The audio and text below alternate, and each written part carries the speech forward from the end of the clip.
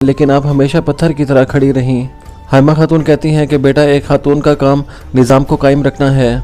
खातून घर की बुनियाद होती है, अगर वो गिर जाए तो फिर घर भी गिर जाता है। मेरी बच्ची, मेरी एक बात याद रखो कि कभी भी अपने भाई को, अपने बाप को, अपने बेटे को और अपने शोहर को तन्हा ना छोड़ना। हमेशा उनकी इज्जत करना और उनसे मोहब्बत करना, यही औरत की इज्जत है।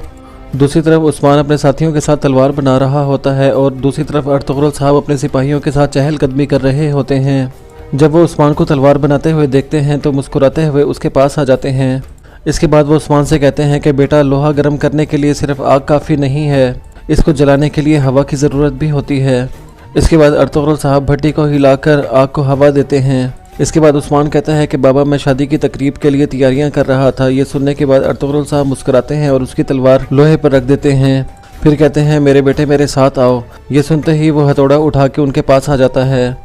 इसके बाद वो कहते हैं कि बेटा, तुम्हारा घोड़ा, तलवार और तीर सबसे अहम चीज़ें हैं। इनकी बदौलत हम पूरी दुनिया में अल्लाह के रास्ते में जहाद कर सकते हैं। लोहे को अपनी तरह से समझो, जब ये जलता है तो गर्म हो जाता है और जब भी तुम लोहे को ज़रब लगाते हो तो ये तेज़ हो जाता है और कोई भी ऐसा दुश्मन नहीं जिसको तुम तेज़ तलवार से मार ना सको। उस्मान कहता है कि बाबा, आपने ठीक कहा, लोहे को एक बहादुर की तरह होना चाहिए, इसको भी बहादुर के दिल की तरह जंग नहीं लगना चाहिए। ये सुनने के बाद तमाम लोग हंसते हैं। इसके बाद अर्तुगरुल साहब कहते हैं कि बेटा, अपना हथौड़ा उठाओ। इसके बाद अर्तुगरुल साहब और उस्मान हक है अल्लाह, सच है वल्लाह के नारे लगाते हुए तलवार के ऊपर ज़रबे लगाना शुरू कर देते हैं। नाजरीन, इसके बाद आप रात के वक्त देखेंगे कि कबीले में शादी की तैयारियां ज़ोरों शोर से चल रही होती हैं। इस दौरान ख़वातीन इल्म खातून के पीछे खड़ी होकर गीत गा रही होती हैं।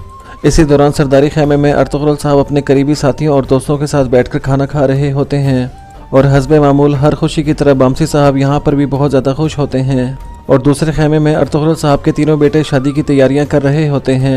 इसी दौरान गुंदूज़ की नज़र उस्मान की नई तलवार के ऊपर पड़ती है जो उसने खैमे के अंदर बहुत ज़्यादा सजा कर रखी होती है। इसके बाद सोची भी उस्मान की तलवार को गौर से देखने लगता है। इसके बाद वो कहता है कि तुम ये क्या कर रहे हो, और ये कहते ही वो अपनी तलवार की तरफ भागने लगता है। साथ ही सोची और गुंदूज़ भी तलवार की तरफ भागकर उस पर हाथ रख लेते हैं। उस्मान कहता है कि भाइयों, ये मेरी तलवार है। ये सुनकर गुंदूज़ कहता है कि ये बहुत अजीम तलवार है, इसको मैं इस्तेमाल करूँगा। उस्मान कहता है कि भाई, आपके पास अपनी तलवार है, वो इस्तेमाल करें। गुंदूज़ कहता है कि तीनों भाइयों में सबसे बड़ा मैं हूँ, पहले मेरा हक है। इस दौरान सोची भी बोल पड़ता है और कहता है कि तुम दोनों तो पहले से ही तलवार चलाने में माहिर हो, अब ये पहली मर्तबा है कि मैं खुद भी तलवार चलाना चाहता हूँ, लिहाजा तुम दोनों साइड पे हट जाओ, मैं लेके जाऊंगा ये तलवार। ये सुनकर उस्मान दोनों की तरफ घूरते हुए देखता है और कहता है कि मैं इस तलवार को आग लगा दूंगा, लेकिन तुम दोनों को नहीं यूज़ करने दूंगा।